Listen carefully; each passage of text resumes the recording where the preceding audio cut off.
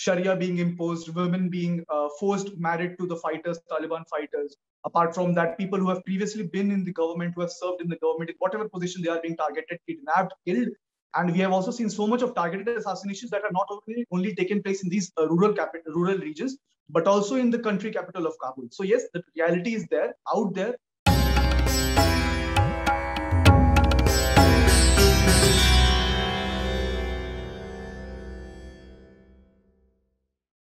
Namaste everyone.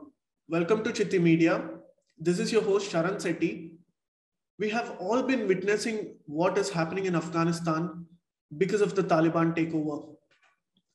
Today, there is a shocking alarm from Kabul as President Ghani sends out a message to the Taliban that they cannot impose a war on the citizens of Afghanistan. To discuss this further, we have someone very special with us today. He has extensively traveled across Afghanistan. He knows the on-ground situation.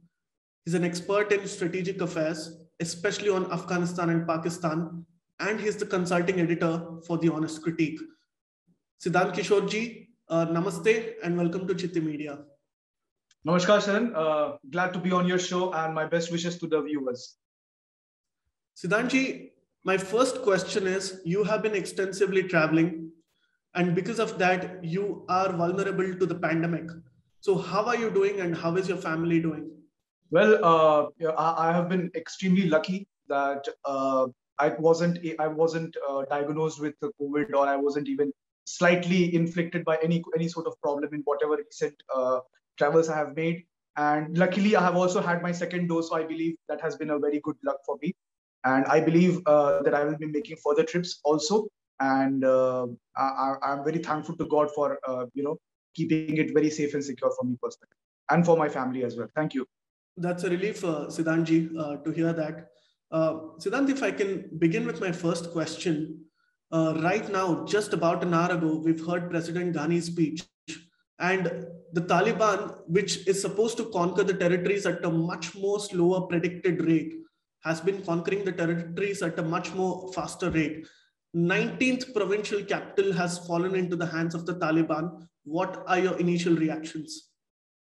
Well, this is actually very, I would rather say it is not surprising.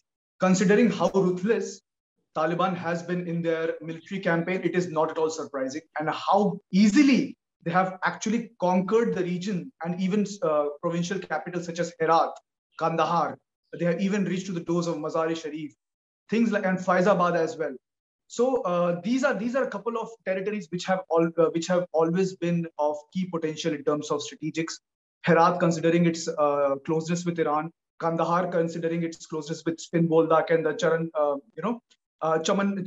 Chaman Spin border with Pakistan. Mazar being it's one of the most natural resources confined place. So these are some really strategic gains that Taliban have made. And it is even more surprising to see how easily they have actually conquered all these regions.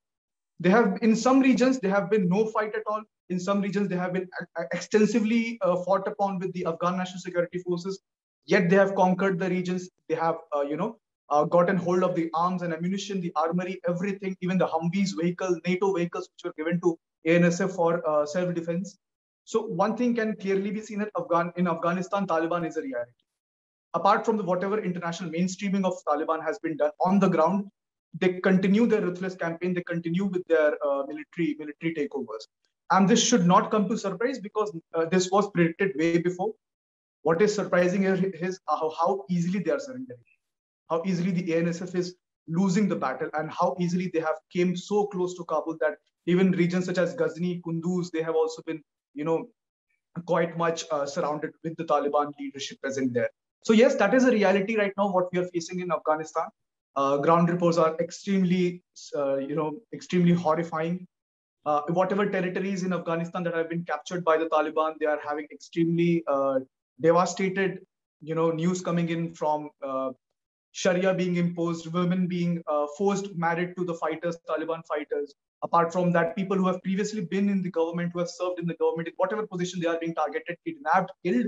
And we have also seen so much of targeted assassinations that are not only taken place in these rural regions, but also in the country capital of Kabul. So yes, the reality is there, out there.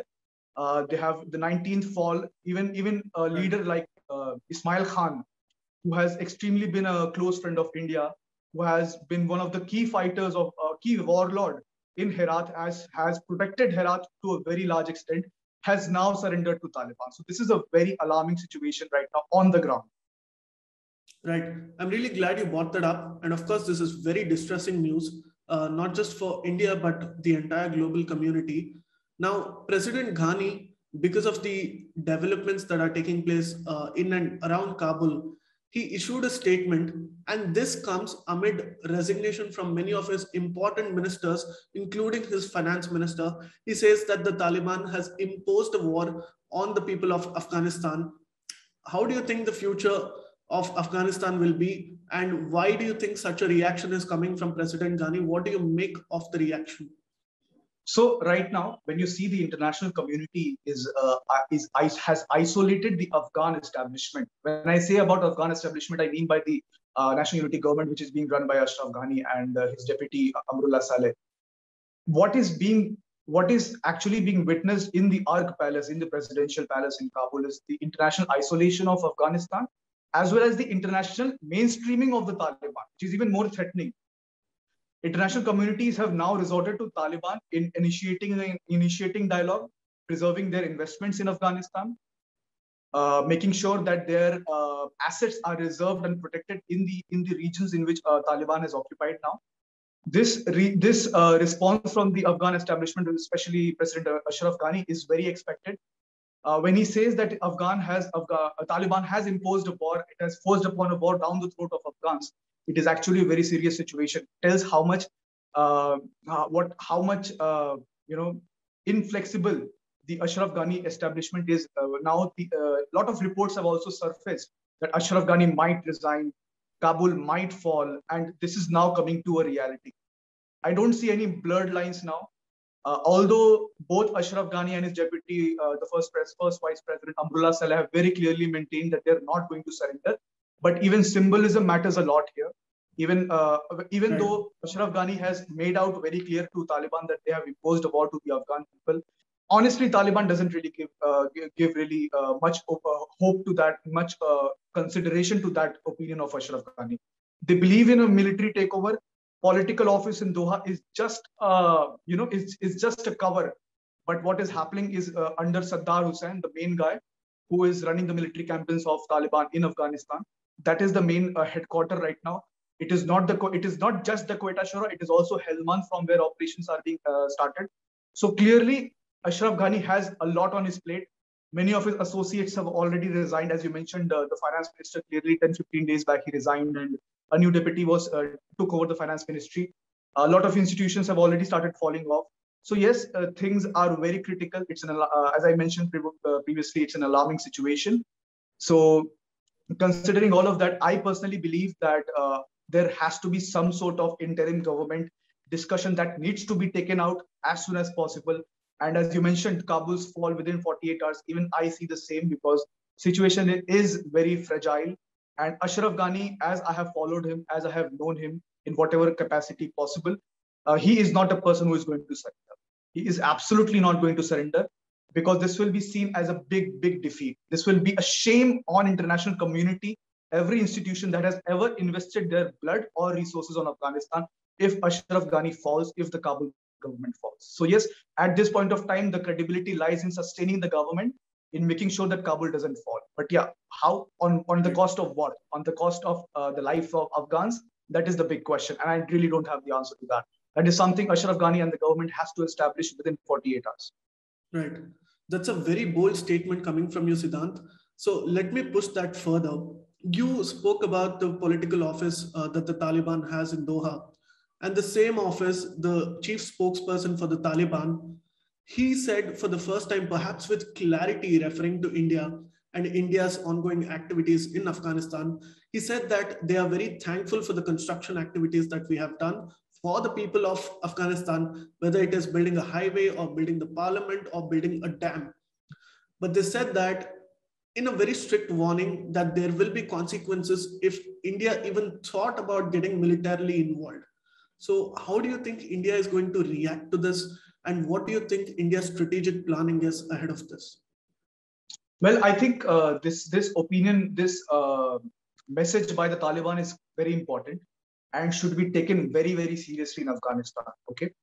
Number one, we have vacated all our consulates apart from the capital. That includes the Kandahar consulate, that includes the Mazar-e-Sharif consulate, which was vacated just a few days back. Kandahar, I think 2 months back. Apart from that, we have also vacated our Jalalabad consulate, which was last year. So this happened. These are so if you see the geostrategics of Afghanistan, the eastern frontier of Jalalabad is mostly exposed to Pakistan proxies. And the first shutting down of consulate started from Jalalabad in 2020. It was given at the pretext of coronavirus, but that was not the reality. Okay, number one. Number two, Mazar-e-Sharif, which used to be the strong bastion of India, the Northern Alliance, used to be the strong bastion of India. We had great credibility and popularity in India.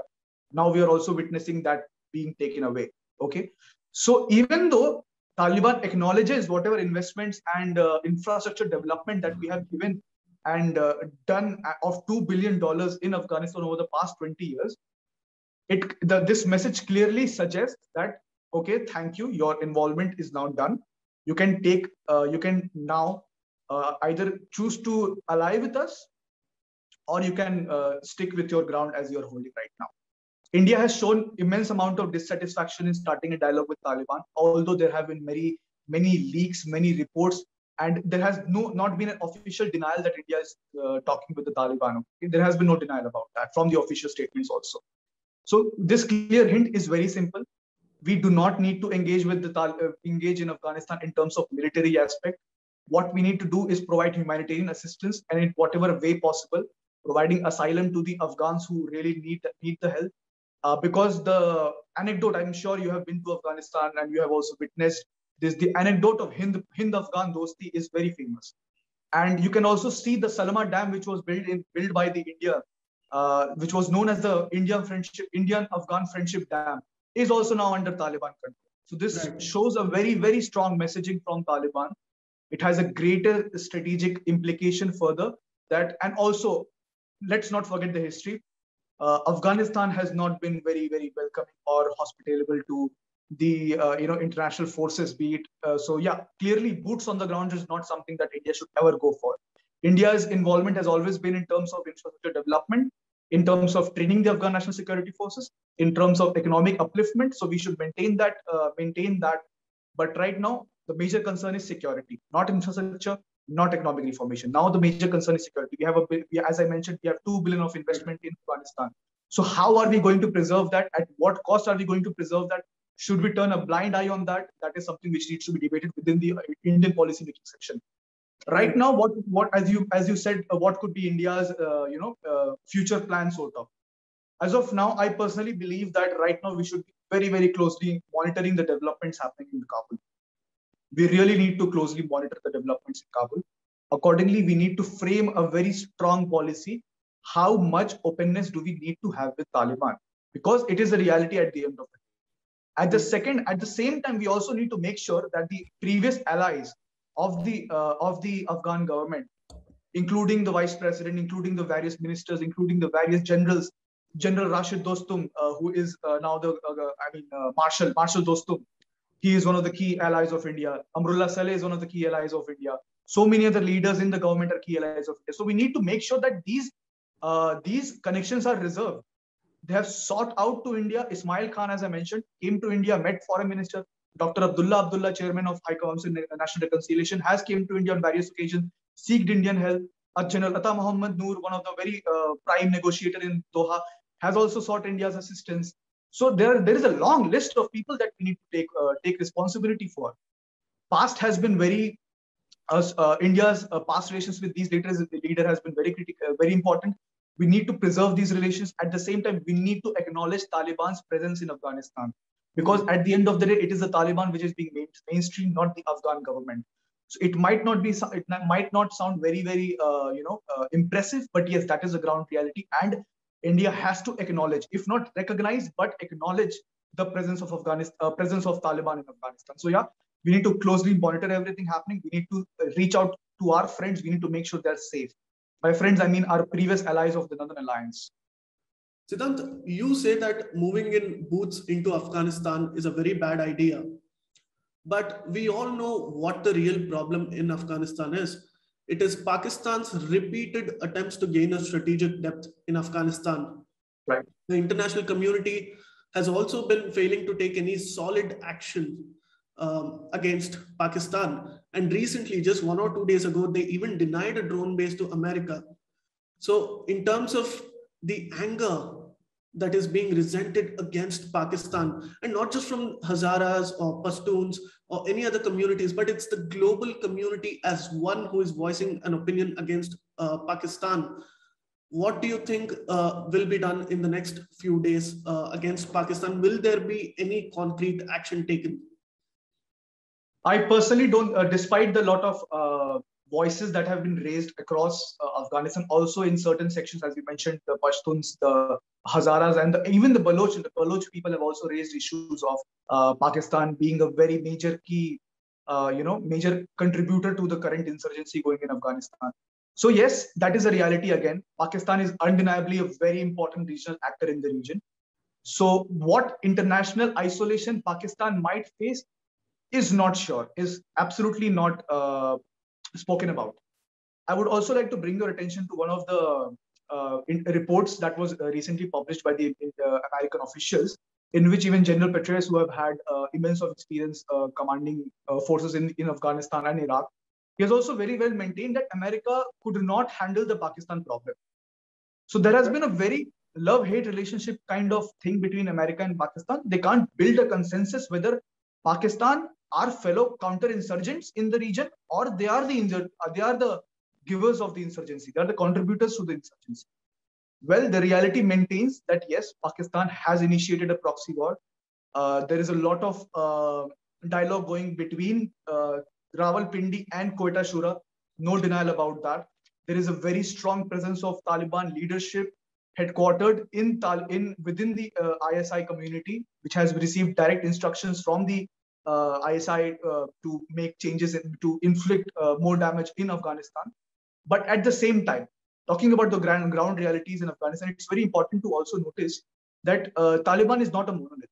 It is not one single organization. There is Miram Shah Shura, there is Quetta Shura, there is Baloch Shura, there are Shuras in Lashkar Gah in various regions across Afghanistan.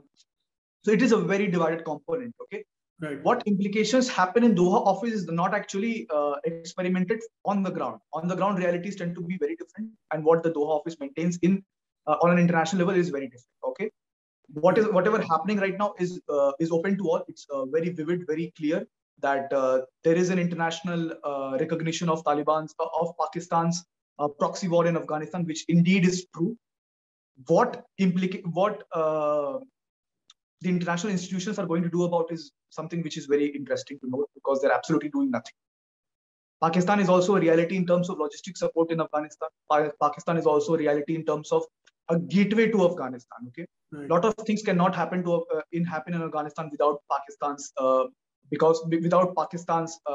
presence. So yes, every country needs to have Pakistan's in their good books, because they need to use Pakistan to have some amount of depth, strategic depth, or even tactical game per se in Afghanistan. They need to have Pakistan on their side.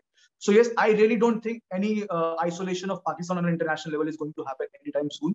That's the very sad reality we are facing right now. And it is also very important to notice that Taliban are not just Pakistani proxy forces, they're also Pashtun nationalists. So how much independent they are of Pakistan, how much instructions do they take from Taliban, that is from Pakistan, the ISI, it is also important to note. Often it is said that Pakistan's views and the Taliban views run parallel to each other. So it is, again, as I said, it is a monolith. The Eastern Afghanistan has a different council that runs, that does operations based out of Rawalpindi or Quetta. On the southern provinces, if you see, there is a different organization within the Taliban which does the operations. Haqqani network is nowhere to be seen, to be very honest, which was considered to be the military wing of ISI in Afghanistan. So yeah, these are the developments, and Pakistan is very, very much responsible. Right. How much credible Pakistan shows itself that they are the facilitator of the peace process. They brought, Abdul Ghani, the Abdul Ghani brother, to the table, negotiating table. They claim that they have made great responsible duties, bringing Taliban members on the negotiating table. But they do not mention about the contribution they have done to the military campaign in Afghanistan. So yes, Pakistan is very much responsible. Pakistan has a great duty towards Afghans also. They need to make sure because everything will be, it's not just that Afghanistan will only be suffering. There is going to be huge impact towards Khyber Pakhtunkhwa and all across Balochistan, in north south Waziristan. A lot of implications are going to happen. Taliban resurgency will be very much inflicted upon Pakistan. Huge wave of refugees will enter Pakistan. So yeah, there is a lot of problems coming in Pakistan, and they need to prioritize if they want to have their stakes protected, if they want to have a government which is favored in Kabul, or they want to protect their own land. And I think we all know what is going to be Pakistan's answer to that. Right, Siddhant, that's a very good analysis. I have a last question for you. In 1996, we all know what happened when the Soviet troops pulled out and the Taliban took over eventually after a few years of infighting. And we all know in public memory about what happened to political leaders in Afghanistan, specifically in Kabul. What do you foresee this time in Afghanistan, especially because there is an alarming report that Kabul will fall under 72 hours? Well, it's very important to notice that what people are saying about Taliban right now. International community, even the Americans now lately have maintained that Taliban is not the same. Well, absolutely, Taliban is not the same. They're way more ruthless. They're way more brutal in every manner possible. What happened in 1996, in September 1996, when Taliban took over Kabul, they assassinated Dr. Najibullah in a very in a very dramatic way, in a public execution style. Well, that time situation was very different. There was no presence of international troops. Now there was no civil leadership there. That time Afghanistan was in a civil war. Right now Afghanistan is not exactly in a civil war. It is more of a victim of a proxy war. There is a big difference in the time of 1996, 25 years back, and right now in 2021. In the past 20 years, Afghanistan has not just developed a very legitimate leadership, but they have also established institutions, a very strong population in the capital and across the major cities, a population which is very much responsible in terms of civil leadership. Liberty has been established. Human rights were restored in the past 20 years. And apart from that, there is an international consensus on Afghanistan that people need to be safeguarded. And I personally don't think that international institutions will, let that happen. What happened in 1996? Yes, they are evacuating. A lot of embassies have already started evacuating the staff, including India and Germany and France. Even the United States have also called off a lot of major, their diplomats and staffs, national staffs from Afghanistan. In fact, the troop withdrawal is also a very major concern. Considering all of this, I genuinely don't see the same 1996 experience repeating again. I don't see Kabul fall directly in the hands of Taliban as it was in 1996. Right now in Afghanistan, there is still presence of international institutions. There are still countries who still have a legitimate amount of force there. But it is at the same time, you also need to take note of one thing, that the government in Afghanistan right now, the Ashraf Ghani government in Afghanistan right now, is not dependent on the constituents. It is more dependent on the international community. Mm-hmm. Okay, so that is the important factor. How people are going to react, I think we all know that. None of the people in Kabul want Taliban to take over. I personally don't see Kabul falling as such. There could be a massive blackout for the next few days. A lot of information might not come out straight. And honestly, if you want me to comment upon what is going to be Ashraf Ghani's future when Taliban actually reaches Kabul, if they reach Kabul, which is very likely to happen, I am not sure of that. But I'm pretty sure that the 1996 episode, what happened with Dr. Najibullah, is not going to happen. Right. That time there were no international allies. That time there was no strong forces of any other country available. That time there was no civil leadership. There was only civil war going on. That time there were no established infrastructure there. Now all of that is there in place. So yeah, it's very important to note, considering the developments that have happened in the last 20 years, people will come out to the rescue. And yeah, Taliban needs to eventually fall in a dialogue. I would still emphasize on this particular part. They eventually need to fall in dialogue, not in Doha, but in Ark Palace in Kabul. Right. Thank you so much, Siddhant, for those valuable insights. Siddhant says that Pakistan and any action against Pakistan is very unlikely, and that India must be very wary about entering into Afghanistan militarily, and that the episode of 1996, especially against the political leadership in Kabul, will perhaps not repeat in the same manner. Those are some very valuable insights, Siddhant, and I thank you so much for joining on our show. We hope to host you again as well. Namaskar. Thank you so much, Sharan. It was it was quite a delightful time for me personally being on this show with you after a very long time and talking about a subject which is very, very important, especially on today's occasion, which is the Pakistan's Independence Day, which is a very key strategic player in the region. So yeah, considering all of that, it is a very important role. We as Indians have a very important role towards Afghans. We need to make sure all our Afghan friends are very well met with their requirements. And I would also like to, using this platform also, I would like to appeal towards every community or institution in India which can rescue Afghans in any way possible, providing them asylum, extended visa, whatever could be possibility. Yes, it is an important situation, very critical situation, and it is absolutely wrong to say that implications in Afghanistan is not going to be felt in India. It's very wrong to say that. So yeah, on that note, Sharan, thank you very much on this show. For calling me on the show. And yeah, thank you very much. Have a good day. Thank you, Siddhant. I'm sure your message will reach out to a lot of voices. Even we will try to do that at Citti Media.